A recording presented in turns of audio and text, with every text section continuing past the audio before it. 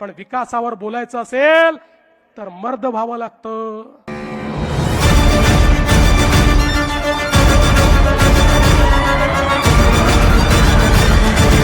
आता कोणामध्ये मर्दानगी आहे की नाही हे बोलणारा मी नाही आहे, माझे ते संस्कार देखील नाही आहे. पण माझ्या आई वडिलांपर्यंत तुम्ही पोचलात, माझ्या आई वडिलांवर तुम्ही बोललात. अरे शरम वाटली पाहिजे. मला एका गोष्टीचा अभिमान आहे, मी त्या बापाचा पोरगा आहे जो राष्ट्रीय स्वयंसेवक संघाचा प्रचारक होता. मी त्या बापाचा पोरगा आहे ज्या बापानं इमर्जन्सीमध्ये 2 वर्ष जेलमध्ये काढले. मी त्या बापाचा पोरगा आहे ज्याने आपलं जीवन संघर्षात घालवलं, कधी संपत्ती कमवली नाही. आणि मी तुम्हाला सांगू, अरे आज माझा बाप ज्यावेळी स्वर्गातनं मला पाहत असेल त्यावेळी त्यालाही हा आनंद होत असेल की माझं हिंदुत्व माझ्या मुलांनी या ठिकाणी चालवलं.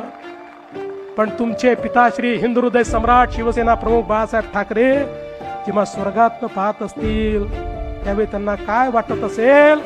आता माझा मुलगा रशीद मामू सोबत बसायला लागला हे पाहिल्यानंतर त्यांना काय वाटत असेल. आणि म्हणून मी तुम्हाला एकच गोष्ट सांगतो, तुम्ही किती खोटं बोला तरी या जनतेचा तुमच्यावर विश्वास नाही.